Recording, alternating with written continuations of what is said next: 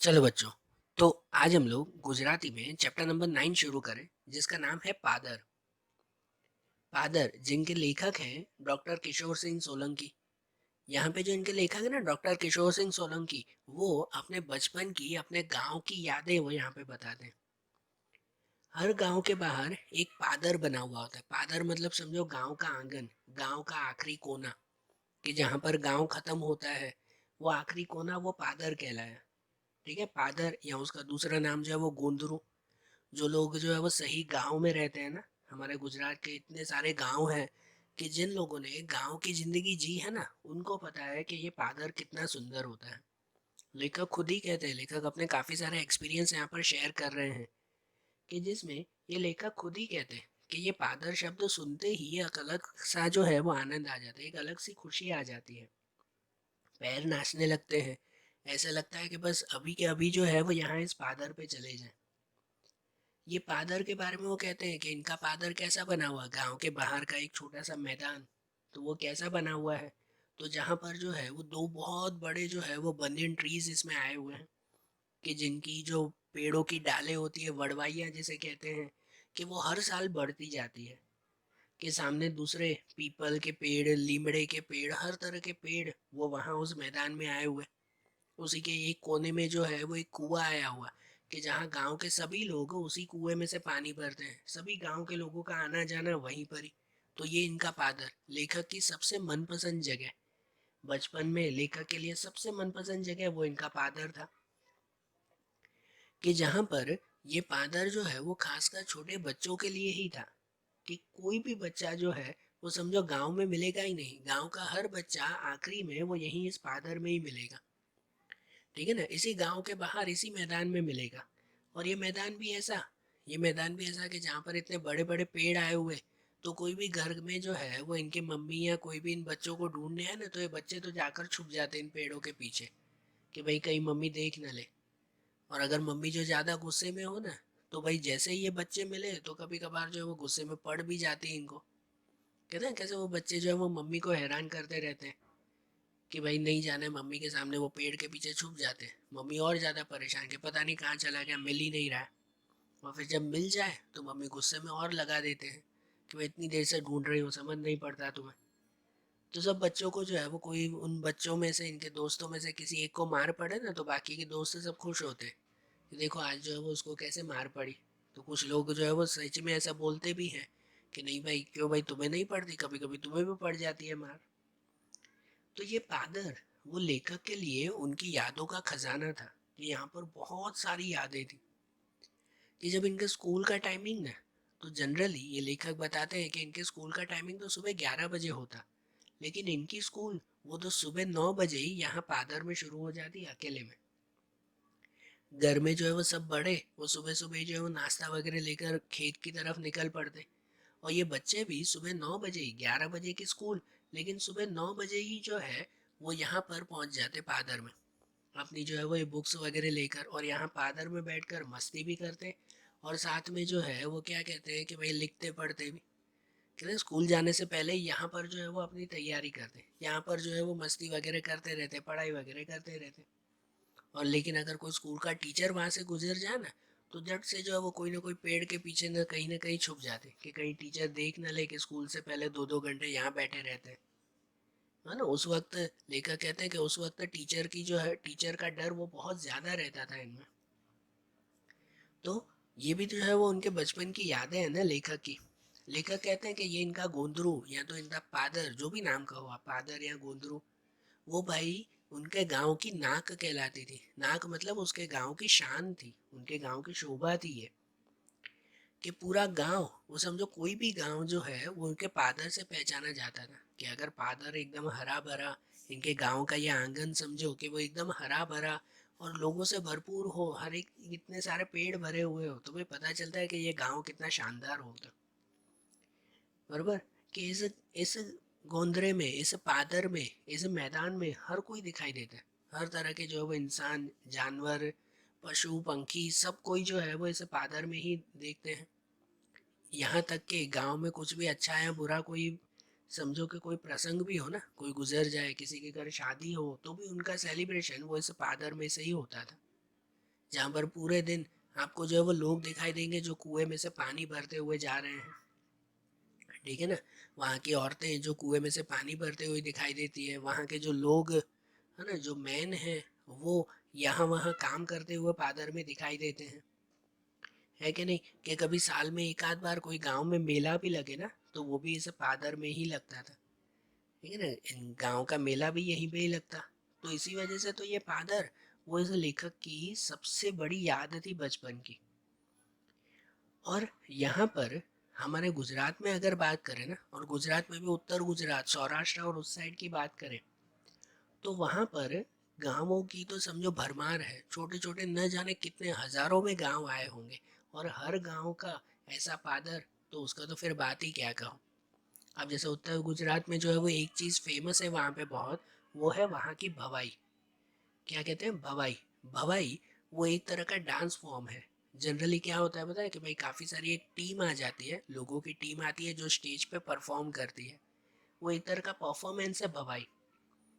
कि ये भवाई वो हर गांव गांव में चलती रहती है, और भवाई का कोई भी शो होता है ना, तो वो शो भी जो है वो इसी पादर में अरेंज होता था। गांव के सभी लोग इस पादर में जो है वो जमा हो जाते, और यहाँ पर जो है वो ये भवाई का खेल होता, एकदम शानदार जो है वो भवाई का खेल यहाँ पर होता था। वहाँ पर जो है वो बड़ा सा टेंट बांधते थे, पेड़ों को, सभी पेड़ों की डालियों पर जो है वो डोरी बांधते हुए एक बड़ा सा टेंट वहाँ पर तैयार कर देते। और उसके बाद वहाँ पर एक छोटा सा जो है वो स्टेज तैयार होता है, जहाँ पे सभी आर्टिस्ट, सभी लोग आकर वहाँ पर परफॉर्म करते। और सब बच्चे और उन सबको देखो कि जैसे ही शाम होती ना, कि शाम के बाद वहाँ पर जो है वो ये भवाई का नाटक शुरू होता, तो सब गांव वाले वहाँ पे जमा हो जाते, सब बच्चे वहाँ पे जमा हो जाते। और बच्चे, उनको तो और मज़ा, कैसा स्टेज पे नाटक देखने को मिल रहा है, भवाई देखने को मिल रही है। तो सब बच्चे एक दूसरे को धक्के मारते हुए, मस्ती करते हुए जो है वो वहाँ पर जमा हो जाते। और जब ये भवाई शुरू होती, तो उसके बाद तो फिर चाहिए ही क्या। फिर तो पूरी पूरी रात भी कभी कभी ये प्रोग्राम चल पड़ता, और सब लोग एंजॉय करते हुए इसे देखते। सिर्फ बारिश के 4 महीने जो है वो भवाई बंद रहती, कि बारिश के मौसम में यहाँ भवाई नहीं होती। और बाकी के समय, तो बाकी के समय भवाई वो हर एक गांव का मेन अट्रैक्शन कहलाता था। इसके अलावा बच्चे वहाँ पर जो गेम खेलते हैं उसकी तो कोई लिमिट ही नहीं। कि जब ठंडी का मौसम होता है तो उसमें कबड्डी, हुतूतू जैसी जो है वो ये गेम खेलते थे, तो जिससे ठंडी भी भाग जाए। इसके अलावा गुजरातियों की गेम, कि भाई जितनी सुनो उतनी कम है। कि भाई आटा पाटा, आमली पीपड़ी, बरोबर ना। या तो फिर क्या होता है, ऐसी गेम्स खेलते हैं, हाँ, ये गेम्स के नेम है। या तो फिर जो वो पेड़ होते हैं ना, उन पेड़ की डालियों को ये एक दूसरे से बांध कर झूला बनाकर उसके ऊपर झूलते रहते, ठीक है। और कोई भी नहीं, कोई चिंता नहीं, गिरते पड़ते उठते, चोट लगती उनको। कि यहाँ पर जो है वो एक दूसरे के ऊपर जो वो मिट्टी डालते, मस्ती करते करते एक दूसरे के कपड़े में फाड़ देते। कि न जाने जो है वो कोई कोई चीज़ की जो है वो कमी नहीं। कभी कभार जो है वो सभी बच्चों में एक दूसरे में लड़ाई भी हो जाती, तो एक दूसरे को मार पीट भी देते, लेकिन कुछ पल के लिए। फिर दूसरे दिन भूल कर फिर दूसरे दिन जो है वो एक साथ खेलने लग जाते। बच्चे हैं ना, होता ही ऐसा है ना। तो यही तो है, यही तो लेखक कहते हैं ना, इनके बचपन की याद यही तो है। अब बड़े होकर ये सब काम वो नहीं कर पाते, तो अपने बचपन की यही यादें वो ताज़ा कर रहे हैं। और सबसे ज़्यादा मज़ा आती थी, तो वो आती थी उनाड़ोनु सीज़न, मतलब कि समर सीज़न में, उनाड़े में मतलब समर सीज़न में। क्योंकि उस वक्त जो है, उस वक्त क्या होता था कि समर सीज़न में या तो छुट्टियां रहती थी, वैकेशन, या तो उस वक्त उनकी स्कूल सुबह की हो जाती समर सीज़न में, मॉर्निंग स्कूल, क्योंकि दिन को बहुत गर्मी रहती ना। तो स्कूल मॉर्निंग की, सुबह 11 बजे जनरली स्कूल जाते थे, लेकिन ऐसे समर सीज़न में 11 बजे तक तो स्कूल ख़त्म भी हो जाती। सुबह 7-8 बजे स्कूल शुरू हुआ और 11 बजे ख़त्म। तो उसके बाद तो पूरा दिन जो है वो छुट्टी। 11 बजे घर पे पहुंचे, खा पी कर 12 बजे तक फ्री। अब करे क्या, अब पूरा दिन बैठ के क्या करें। तो फिर तो सभी बच्चे जो है वो इस पादर में ही जमा हो जाते, और कहाँ जाएंगे। ठीक है, पूरा दिन उनका जो है वो वहाँ पे निकल जाता। फिर सभी बच्चे वहाँ पर आकर जो है वो क्या कह सकते हैं, कि भाई हर तरह के खेल वहाँ पर खेलते। फिर जनरली जो है वो गर्मी का सीज़न होता है, तो गर्म गर्म हवाएं भी चलती हैं। जो है वो इतनी ज़्यादा जो है वो धूप भी होती, लेकिन बच्चों को इन चीज़ों की कहाँ परवाह। हाँ, धूप में स्कूल जाना हो ना, तो बच्चे मना कर देते, नहीं नहीं इतनी धूप है यार, कौन स्कूल जाए। लेकिन इसी धूप में खेलने के लिए मिल जाए ना, कि चलो पादर पे चल के खेलते हैं, तो फिर कौन सी धूप, चलो चलो सब खेलते हैं। फिर तो उसमें वही ना, ठीक है ना, खेलने के लिए कौन सी चीज़ जो है वो हमें क्या कहते हैं कंट्रोल लगती है। फिर तो जहाँ चलो वहाँ पर जो है वो खेलने के लिए तैयार। पूरी दोपहर फिर ये बच्चे उस समर सीजन में पूरी दोपहर जो है वो उसी पादर पे बैठे रहते, वहीं पर ही जो है वो पेड़ों की छांव में बैठकर, कभी बैठकर कोई ना कोई गेम खेलते रहते, तो कभी ना कभी जो है वो क्या कहते हैं कि भाई दौड़ते हुए यहाँ पर गेम खेलते, पेड़ों के ऊपर जो है वो लटकते हुए झूलते रहते, आते जाते लोगों को देखते रहते। कभी वो गुवाड़िया, वो गाय चराने वाला अपनी गायों को भैंसों को लेके जाता, तब उसे भी जो है वो आराम से बैठकर पेड़ के नीचे छांव में बैठकर उन गाय भैंसों को देखना, तो वो भी एक जो है वो अलग मजा थी। आज के टाइम में ये सब मजा नहीं देखने को मिलती, लेकिन उस वक्त ये भी एक अलग ही मजा थी, है कि नहीं। कि जो किसानों को देखते हैं कि किसान भी जो है वो सब अपने हल वगैरह सामान वगैरह लेकर वहां से निकलता, तो उन सबको देखने की भी ये सब अलग ही मजा थी ना, बरोबर ना। पूरा दिन पूरी शाम समर सीजन में वहीं पे ही बैठे रहते। और अगर रात के समय हो ना, रात हो जाए, तो समर सीजन की तो रात भी एकदम जो है वो उजाले से भरपूर होती है, क्योंकि समर सीजन में आसमान ऑलमोस्ट क्लियर होता है ना, ऑलमोस्ट क्लियर होता है आसमान में जो है वो ऐसे क्या कहते हैं सुंदर सुंदर तारे हमें दिखाई देते हैं। तो पूरा दिन भले ही जो है वो गर्मी में जो है वो परेशान होकर वहाँ पे पादर में खेले हो, शाम को घर पे जाएंगे, खाना वगैरह खाकर रात हुई, फिर से पादर पे पहुँच जाएंगे, फिर से गांव के किनारे उसी मैदान पे जो है वो पहुँच जाएंगे। क्योंकि वहां जाना, घर पे बैठने का मन कैसा लगता था उस टाइम, थोड़ी ये मोबाइल टीवी या ये सब होता था कि घर पे बैठे रहे। उस टाइम ऐसा कुछ था ही नहीं, बस खाए पिए, अब तो बच्चों के साथ चलो फिर से वही उसी मैदान में। तो रात के समय भी समर सीजन में फिर से वहां पर पहुंच जाते, ठीक है ना, सब बच्चे जो है वो एक दूसरे के घर पे सबको बुलाते बुलाते बुलाते आखिरकार जो है वो वहां पहुंच जाते। और रात को भी जो है वो उसी तरह के खेल, मिट्टी में खेलते रहते, ऊपर तारों को देखते रहते, आराम से बैठे रहते, ठीक है ना। देर रात के बाद जो है वो घर पर जाते, वो भी एक अलग मज़ा होती है ना, कि लेट नाइट तक जागना खेलना और उसके बाद जो है वो फिर घर जाना। क्योंकि ठंडी के सीज़न में लेट नाइट तक जागने को नहीं मिलता था। ठंडी का सीज़न होता तो क्या होता पता है, कि उस वक्त तो आराम से जो है वो ये सो जाना होता। ठंडी के सीज़न में बाहर जाना जो है वो पॉसिबल ही नहीं, तो इसी वजह से वहाँ पर सो जाते थे, बराबर। और लेकिन गर्मी के सीज़न में तो लेट नाइट जागने का वो अलग ही मज़ा होता था फिर, ठीक है। और गर्मी के सीजन में भले ही बाहर यहाँ वहाँ कितनी भी गर्मी हो, ठीक है, घर में भले गर्मी लगे, लेकिन यहाँ पादर में आ जाओ ना, तो वहाँ पर जो है वो गर्मी नहीं, वहाँ पर तो एकदम ठंडी, क्योंकि आसपास पेड़ ही पेड़, तो ठंडी ठंडी हवा चलती रहती। और कुछ उन्हें नहीं सूझता ना, तो क्या करते, कपड़े निकाल कर नीचे रेती में मिट्टी में आराम से सो जाते। तो वो ठंडी ठंडी मिट्टी और ऊपर से जो है वो चलने वाली थोड़ी थोड़ी हवा, तो इनको तो यही एसी लग जाती है और कुछ भी नहीं, है कि नहीं। तो हर एक सीज़न इनके लिए जो है वो सबसे क्या कहते हैं यादगार था। बारिश के सीज़न के अगर बात करें फिर, तो बारिश के सीज़न में तो वो सीज़न तो फिर अलग ही मज़ा ना, हर सीज़न की अलग अलग जो है वो क्वालिटीज़ ना।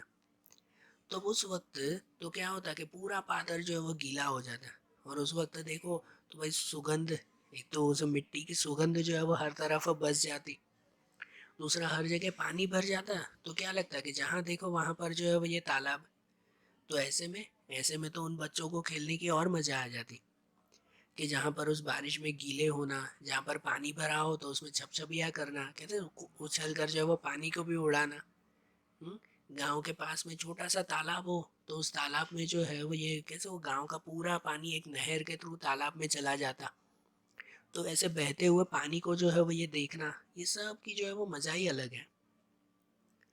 तो लेखक इसलिए ये आखिरी में कहते हैं कि आज के समय में अगर आप देखो ना, तो आज के समय में ऐसी कोई भी जो है वो खासियत नहीं है जैसे पहले उस वक्त गांव में होती थी। वहाँ उस गांव में हर एक पर्सन उस पादर के साथ, उस गांव के मैदान के साथ जुड़ा रहता। वहाँ के जानवर पशु पंखी वो सब भी समझो वहीं पे ही टिके रहते, है ना।